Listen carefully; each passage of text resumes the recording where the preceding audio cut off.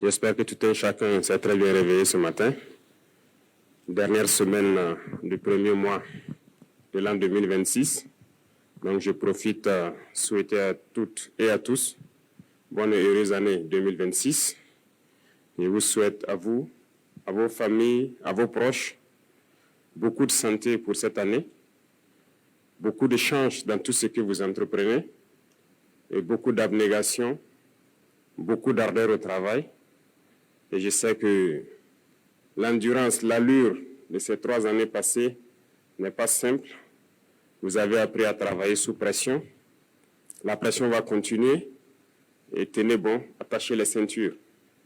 J'aime caricaturer avec les membres du gouvernement pour leur dire qu'en 2026, actuellement, c'est comme un avion qui est donc en bout de piste. Et nous allons mettre les pleins gaz pour atteindre en fin d'année ce que les pilotes appellent V1. Ce qui veut dire qu'il y aura encore plus de pression pour 2026. Et donc, tenez bon, attachez les ceintures. Je tiens aussi à vous féliciter pour tout ce qui a été fait durant 2025, mais surtout durant donc, ces 3 années. Et je pense que les résultats parlent d'eux-mêmes. Et c'est ce qu'il faut regarder dans le passé et s'armer de courage pour ce que nous devons faire pour le futur. Tout ce que nous avons eu à réaliser, je pense que nous devons ça au vaillant peuple qui a compris notre message, qui a compris le sens de la révolution. Parce que sans eux, les moyens mis à disposition de tout un chacun pour pouvoir y arriver, ça n'aurait pas été possible. L'essence même de la révolution, c'est de travailler pour le peuple. Et je pense que les exemples, il y en a beaucoup. Si vous prenez dans le domaine de l'agriculture, cette année, par la grâce de Dieu, nous avons fait une production record. Il y a des spéculations particulières que nous avons essayé d'introduire depuis ces 3 années. Comme je le dis, les esprits faibles, les petits esprits, ils pensent toujours que c'est impossible lorsqu'on veut initier de grandes choses, mais il ne faut pas les écouter. Si on devait les écouter, on allait se décourager, on n'allait pas pouvoir se lancer. Parce qu'il y en a aussi qui sont là pour nous décourager dans tout ce que nous faisons. Lorsque vous décidez d'entreprendre quelque chose, ils vont être dans les railleries, les moqueries, pour vous amener à vous démotiver, à ne pas vous lancer. Et je pense que tout un chacun a surmonté cela. Parce que ce que je dis, ce n'est pas seulement au sommet de l'État, mais jusqu'aux citoyens au niveau du village, il y a un sursaut. Voilà, tout ce qu'on disait impossible de faire au Burkina Faso en matière d'agriculture, ça s'est fait aujourd'hui. Nous avons parlé du cacao, les gens ont crié sur tous les toits. Même certains réactionnaires à l'intérieur ici ont fait comprendre que non, ce n'est pas la priorité. Et pourtant, Dieu merci, nous avons de très bons maîtres chocolatiers. Et notre objectif n'est pas de produire pour vendre à l'extérieur, c'est de produire transformé pour nous ici et pour nos enfants. Aujourd'hui, le café, c'est une réalité au bord de Saman-Denis et nous avons, Dieu merci, des Burkinabés qui le transforment.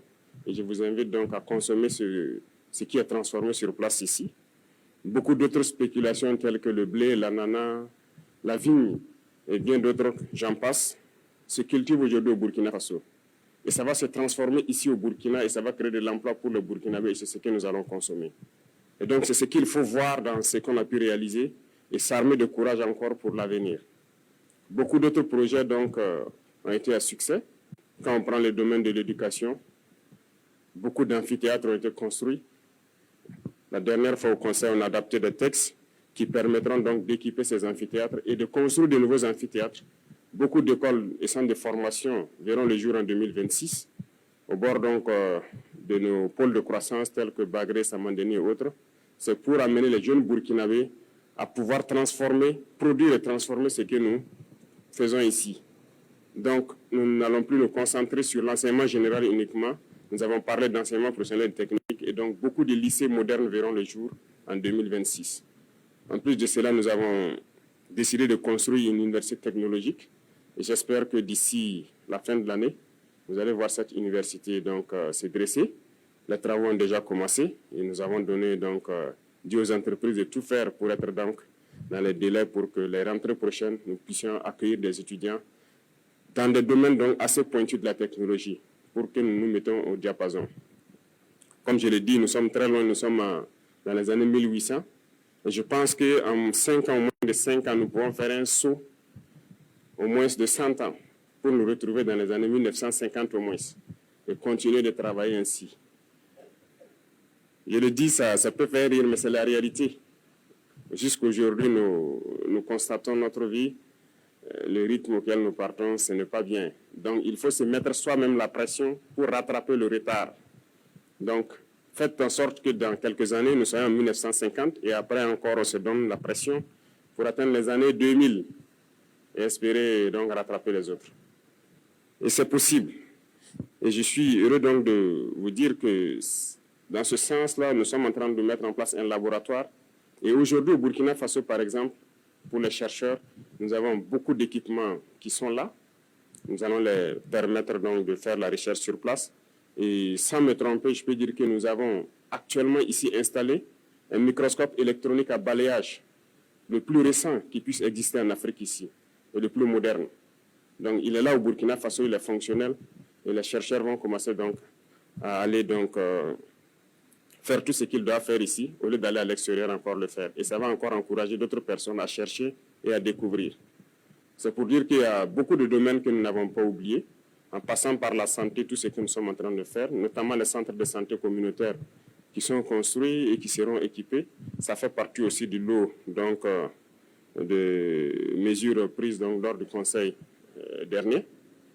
Et donc tout cela, c'est à votre actif, c'est à l'actif de toute l'administration et c'est avec donc l'appui et le soutien de notre vaillant peuple que nous arrivons à le réaliser. L'initiative Faso Merbo, qui est devenue une agence aujourd'hui, alors lorsque nous entamions l'autoroute, certains doutaient parce que c'est un projet qui est là depuis plus d'une décennie. Bien sûr, nous avons trouvé le projet et lorsque nous avons donc cherché à comprendre même le projet, c'était une autoroute de 2 fois 2 voies.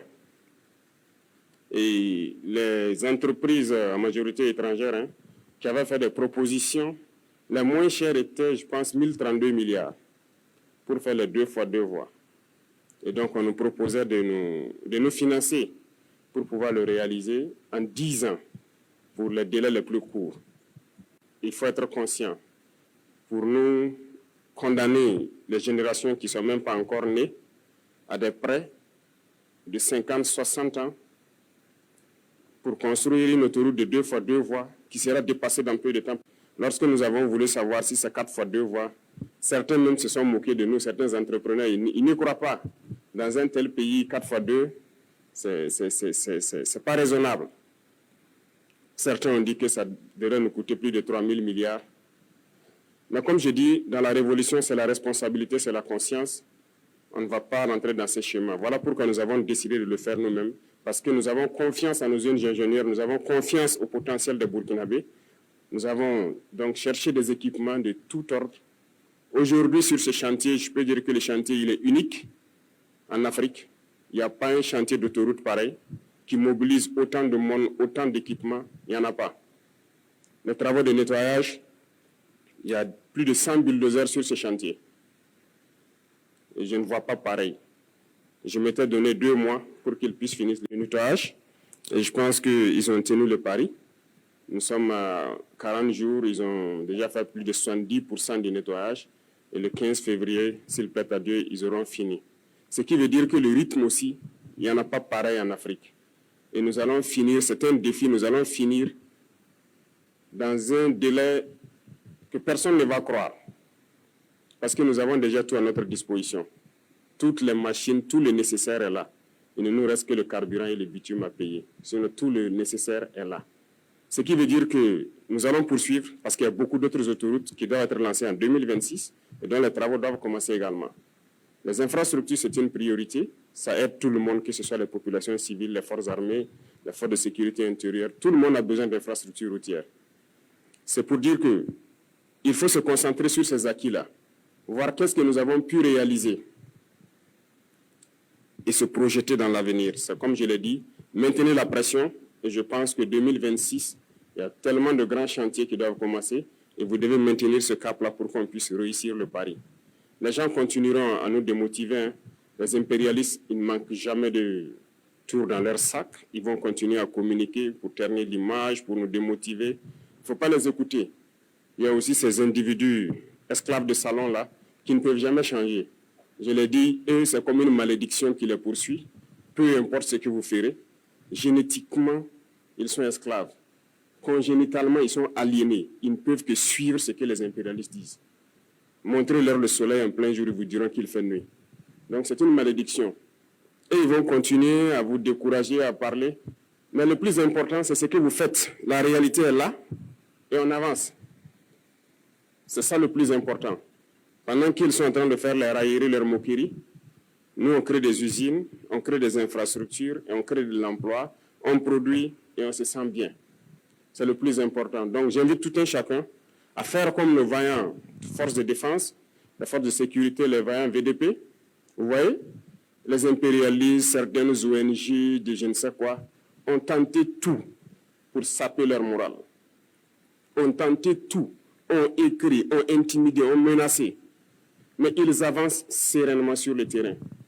Aujourd'hui, certains peut-être sont fatigués, ils ne parlent plus d'eux, parce que le résultat est là. Nous avançons et il y a des zones où nous avons déjà atteint les limites de la frontière comme on le souhaitait, en train d'être sécurisés. Sur le terrain, ça se passe très bien. Donc faites comme eux et c'est le lieu pour moi donc de les rendre hommage et de les inviter à continuer ce combat. Et tous ceux qui sont sur les différents chantiers, je parlais tout de suite de façon mémo, c'est le lieu pour moi de les féliciter, de les encourager, parce que c'est historique ce que nous faisons et c'est unique en Afrique. Et tout un chacun qui a la chance de participer à cela, et je pense qu'il doit en être fier. Et tous ceux qui ne sont pas encore entrés dans la danse, que vous soyez ingénieur et que vous pensez pouvoir apporter quelque chose, je l'ai dit, allez-y, apportez votre pierre parce que demain, on dira ce sont ceux-là qui ont construit ces infrastructures pour permettre au Burkina Faso d'être au niveau où il est. Donc, merci beaucoup. Je vous souhaite encore bon courage parce que le courage, vous en avez tous besoin. Le courage, vous en avez besoin pour transcender tout ce qui peut se dire. Bon courage à tous pour 2026. Je vous souhaite bonne chance encore dans tout ce que vous menez parce que vous en avez besoin. Et je souhaite que la santé soit au quotidien pour vous, pour vos familles, pour vos proches, pour vous permettre de travailler avec la tête libre. Merci beaucoup. Je vous souhaite une très bonne semaine et à très bientôt, s'il plaît à Dieu.